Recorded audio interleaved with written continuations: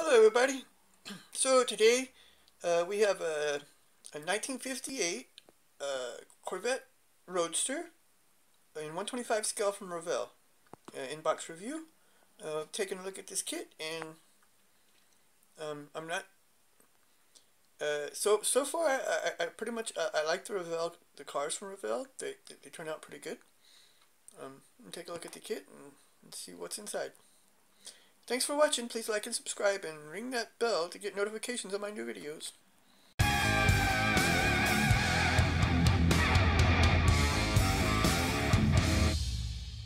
So here's the box from the 58 Corvette Roadster. It's a pretty cool car, I think. I like these 50s and 60s cars most of all. This is a side opener, which I don't like side openers that much because the boxes aren't so stable.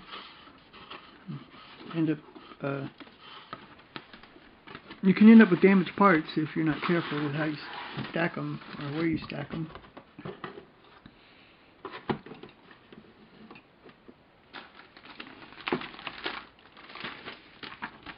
So here we have the new type of Revell instruction sheet. They're in color. I've had a couple like this. My 747 from Iron Maiden was like this, and I also have a Type 82. It's one of the first versions of the Volkswagen Käfer had instruction sheets like this. It's pretty much the same color charts as the other ones, except for they have the colors here in color instead of in black and white. Once again, mixing.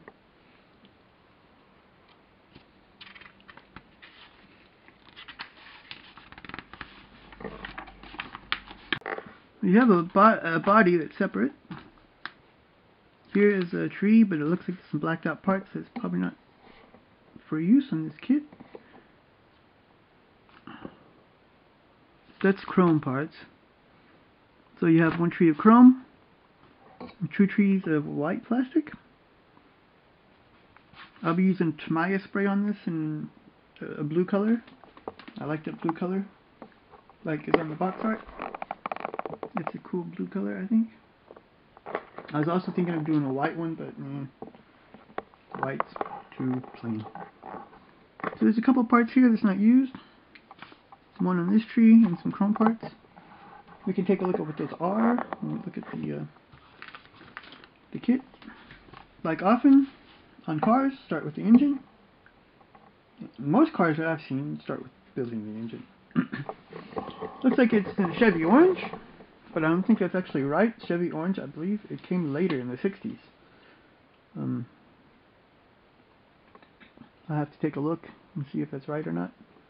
But if I remember correctly, it came in the late 60s as a Chevy orange. So here we have, looks like a pretty detailed engine. The block cabs, the transmission, heads, oil pan, oil filter, head covers, headers,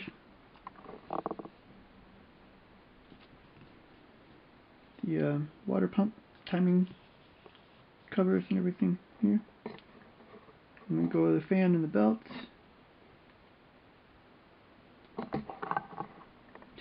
Starter and fuel pump. So then we have the carburetors and air cover. And here's the intake manifold. Putting that on. And here you have the distributor cap. I forgot what that is. But there's two versions here you can make. Carbureted or fuel injected. I'll go with carbureted. I like those old cars, you know. I don't think fuel injected fits so well with one of these older cars. And this is all for the fuel injected part. So you have a choice. In here, Probably should remove the instructions, not the camera. Mount the engine and start with the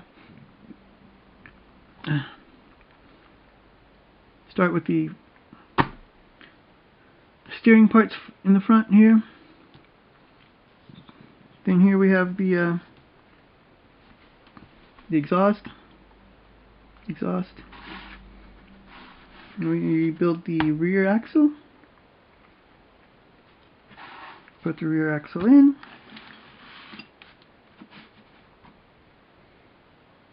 Drive shaft.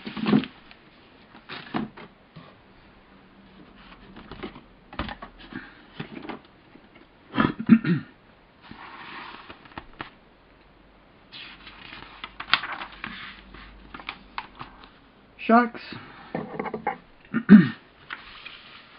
Here's the shocks. Radiator.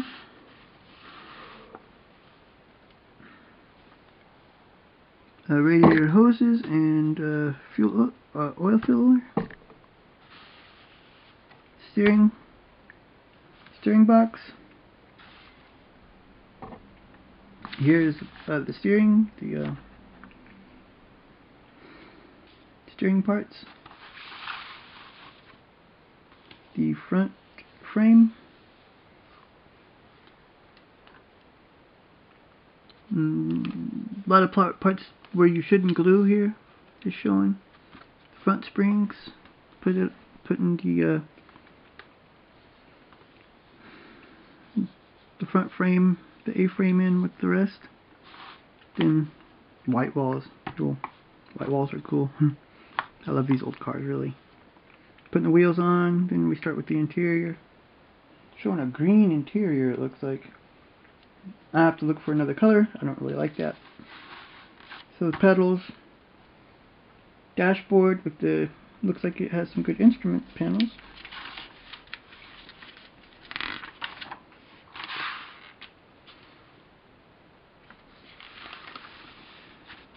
Here we're completing the dashboard with the steering column, steering wheel, the floor, seats, battery. And you're showing some detailed painting for the battery, which I do anyways, really. Door panels. Putting the interior parts together and putting it into the car. Here's some extra parts for fuel injected again. And then here we're putting the have some detail parts in the engine, like the brake booster. These are probably mounts for the frame.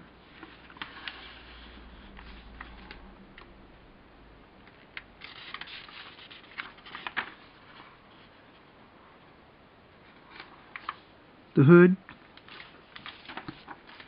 and the body onto the frame, and then the rest here is just detail parts for the outside, the bumpers, the fender, and all this lights,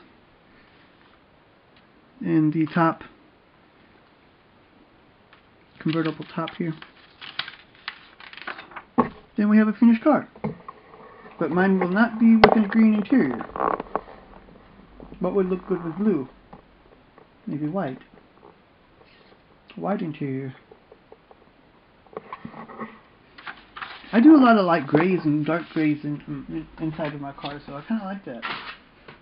Black, depends on the color of the outside, really. But black's okay too.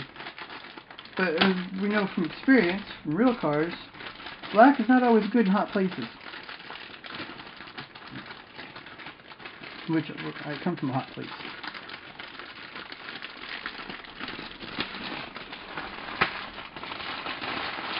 We have here bags inside of bags.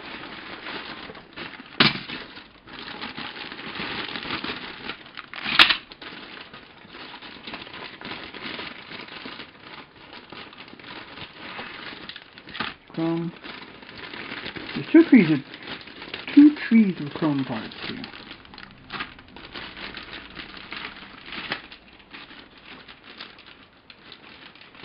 Oh, let's take a look at the decals real quick. We have decals for the seat belts. Decals for the instrument panel, it looks like. This is the speedometer. Three different license plate, looks like. Or more. There's a lot of different license plates here. Again, a German one. Switzerland. No idea what the black one's supposed to be. But yeah, look, this is for Austria. The Netherlands. Great Britain. These are Great Britain, the yellow ones, I'm pretty sure. No, this is California. Illinois. Okay, so we have a couple Americans, California, Illinois. These are German. I'm not sure. This is a... Some of these I don't know what they are. The red ones might be Switzerland. The black ones I don't know. But a lot of different options for the license plates, which is okay. One or two is really enough, I think.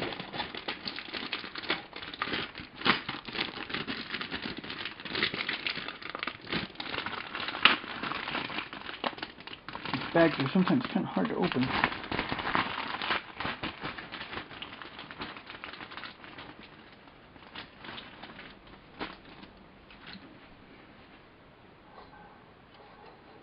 So here's the rims with these middle parts. So that's an option you can use if you want. The frame. I had a frame like this on my Cadillac and it broke because the windshield didn't fit inside it. And when I was trying to get the windshield in there, it broke. Here we got part falling off.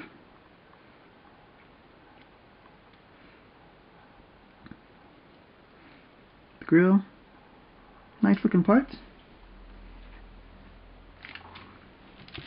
And here we have another option for rims in the second bag.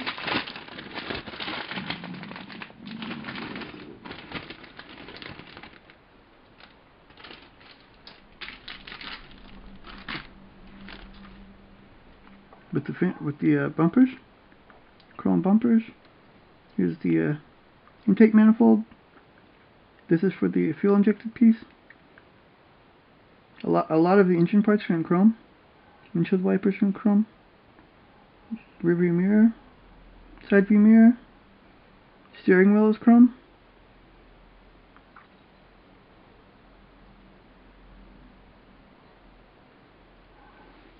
Sometimes I kind of think chrome paint looks, I don't know, one of those things. Sometimes I think these chrome is like too shiny. Here we have the wheels. I won't take them out. It's not necessary. But the white walls are already on there, which is kind of cool.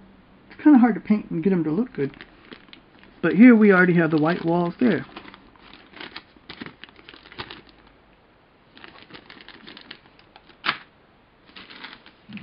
Here we go with the clear parts. Don't like to take them out of the bag, but they look pretty good. There's a clear framing around the rear window here. And here's the front windshield. The headlights. Pretty simple parts there.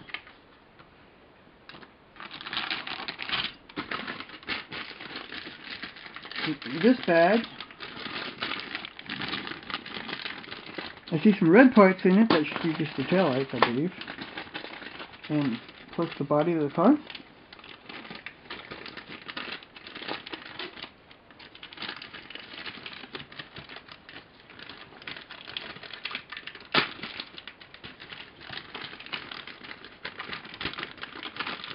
It's in there really tight.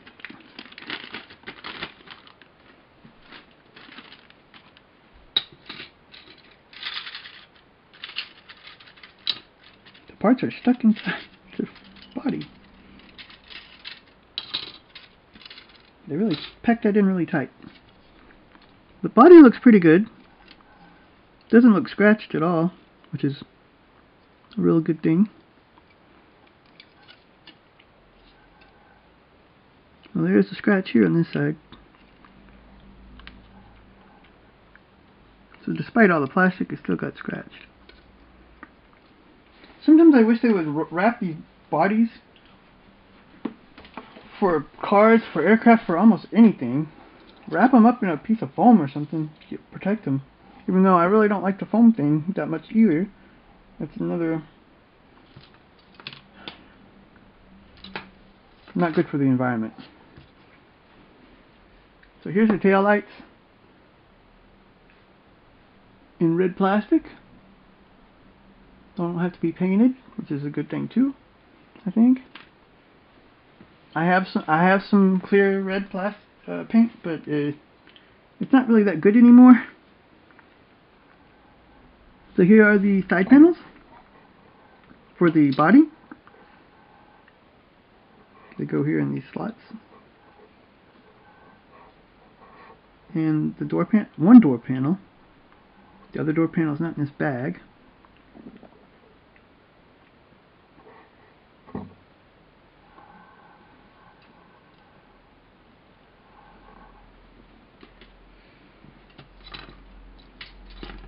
Here we have some seats. They look pretty good. They're molded pretty good, I think. Here are the leaf springs for the rear, and the bar for the front for the steering. And this is part of the interior. On the bottom where the steering wheel goes, underneath the steering column and everything. And 1 engine part as well. This tree we have the dashboard. No. It's a firewall. And the radiator, fan cover, fan shroud. And here another part, I'm not sure what that is. Then on this tree we have only 2 parts. And one is a battery. The other one looks like a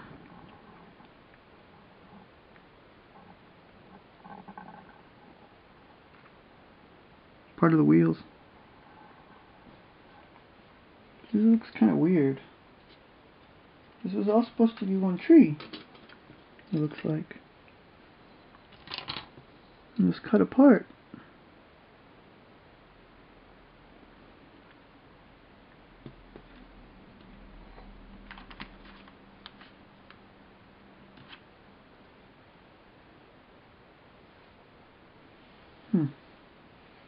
I'm not sure about that. It looks kind of not right to me.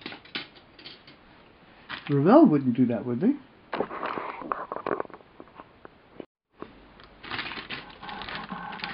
So in this bag is a bunch more parts.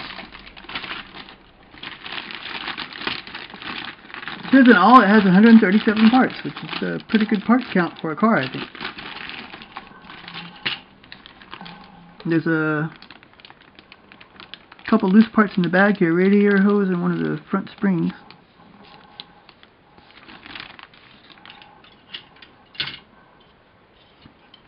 Here's the floor. Well, the floor. Bottom of the chassis. The hood. The tail. The trunk. The soft top.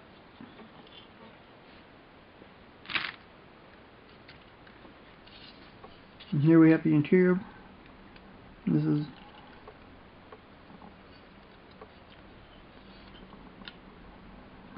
the front end, interior, back end. Cross member, another intake manifold. So you have a normal one and a chrome one. And here's the, I don't know if it's an A-frame. I think on newer cars the A-frames. But it's the frame for the front for the suspension and steering.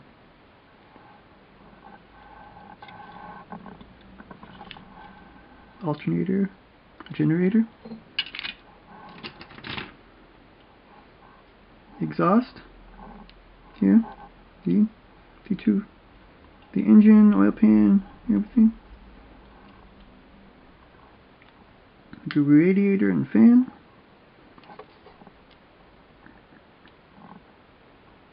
looks pretty bad actually. It's bent here, almost broken. The rear axle.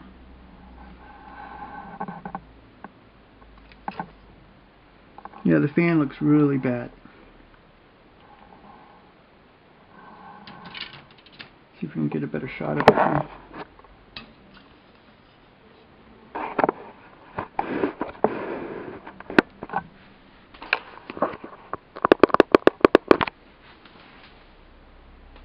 You can see how bent it is. It's almost broken. And it looks like it might be a problem with the molding, not from being from the kit itself, or being in the box or something. The rest looks okay, but that's so far the only part I've seen that was really bad. And there's some good detail here on the belts and everything. The belts and pulleys and everything look pretty good.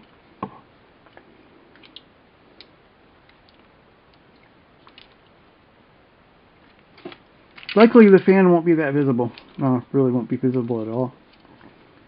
So here's the dashboard. It already has all the gauges and stuff inside, so if you wanted to, instead of putting the decals on, you could paint it. I'll probably just use the decals. Oh look, this goes here. But why is it detached? That's a good question.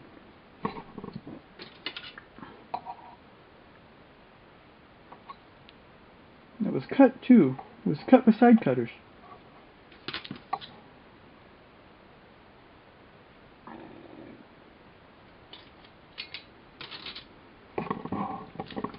There's the interior parts of the wheels. All of them. The framing.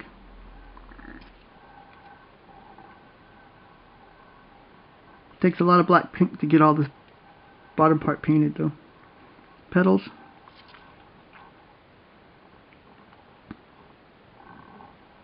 Steering column.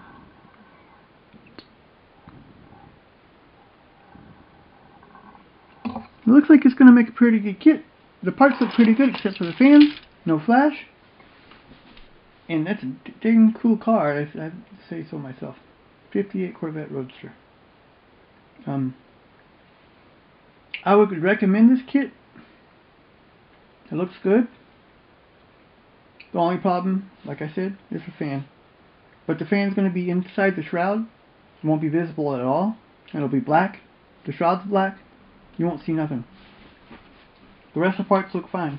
No flash or anything, so I would say yeah. A big yeah to this kit.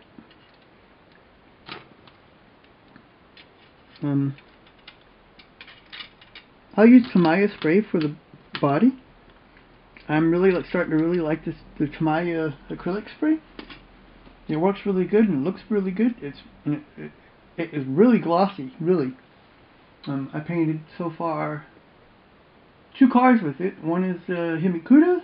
I painted with a lime green or a bright green. I also painted Cadillac Eldorado in pink. And on both of them, the pink turned out a little thick, I think. I oversprayed it, and that was a problem because I'm kind of experimenting right now, trying to get the spraying right because I don't do it very often. But other than that, yeah, I like the Tamiya spray, and I think this kit looks great. So in our next video, we'll be taking a look at this IL-2 Sturmovik from Tamiya. The IL-2 was a pretty important plane in the war. It did a lot of damage to the Wehrmacht, and it's actually a pretty cool plane, I think. So until next time, bye.